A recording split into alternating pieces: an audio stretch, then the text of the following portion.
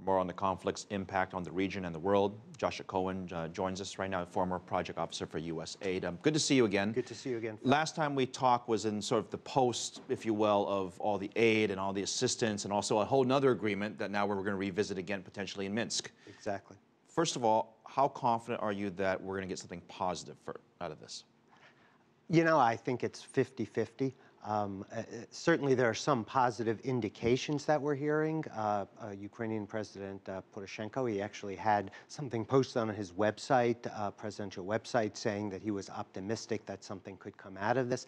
But the devil's always in the details. A lot of it will come down to what actually happens in Minsk between the four leaders. And at the end of the day, Putin probably himself will have a veto over You recently wrote a piece about the debt restructuring in Yes. Ukraine. I'm going to get to the politics in just a moment, but if I'm rephrasing it correctly, you're cautiously optimistic. Explain. Yes. Well, essentially, I think the markets have now come to the realization that some type of restructuring event in Ukraine is definitely going to happen. And the Ukrainian finance minister has already reached out and started discussions with Ukraine's foreign investors for their dollar-denominated bonds. They've hired a New York investment bank, and they certainly seem to be going down that route. I mean, look, let's be honest. They can't pull the plug on the assistance now. I mean, it'd be crazy for the IMF or any other international agency to do that because they've been kind of hung by a thread until now, even with all the conflicts with respect to Russia.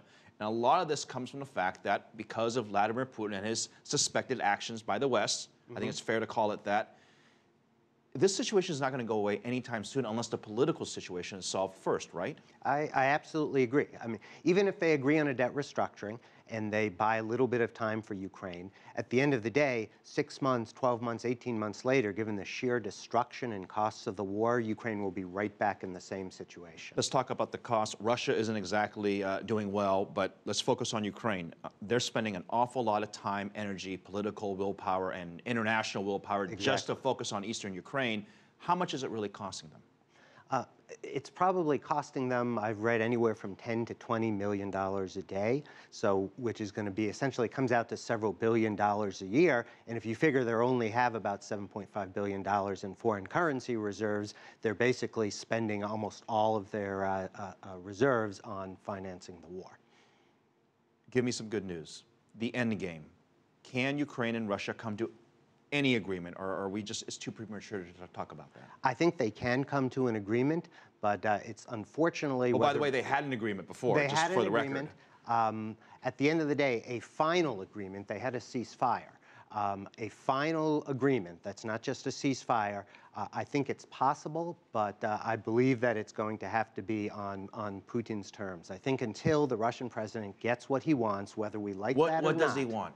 He wants essentially to have Ukraine as a neutral buffer state. He wants to prevent its integration in the Western alliance system, primarily NATO, but also the European Union. And he will continue to use this war in the Donbass, and it is a war, as a Trojan horse to prevent Ukraine from turning west. I was talking to another expert on this, and the talk came up, well, why doesn't the West do more? I mean, everyone's critical. Why doesn't the West do more? You say you support Ukraine. Why not give them the weapons? Why not give them the deadly weapons that they seem to be asking for, right? And the issue was it would escalate the situation and make it much, much worse.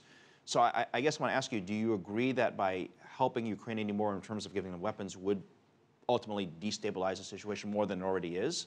It's been, obviously, as you've seen, a vigorous debate in Washington and even between the U.S. and Europe. My personal opinion is that giving Ukraine weapons is simply going to make a bad situation worse. Putin will always have the advantage in escalation. And at the end of the day, no matter what weapons we give Ukraine, he can always escalate further, and the number of people who die and the violence is simply going to go up exponentially. I can't help but think about Ukraine's neighbors, both to the north and to the south, and really the whole entire Europe. Sure. I mean, they have to be watching this with very closely thinking, either we stand up for our neighbor and we do something, or we sit around and we do nothing, wait to see what happens next. Sure. Well, and if you look at it, right, the further east you go in Europe, the more anxious countries are about what's going to happen with Russia, and particularly the Baltic countries. All three of them, Lithuania, Latvia, and Estonia, are just terrified that they're next on Putin's list. and that he will enact the same type of sort of hybrid warfare with little green men that we saw in Crimea.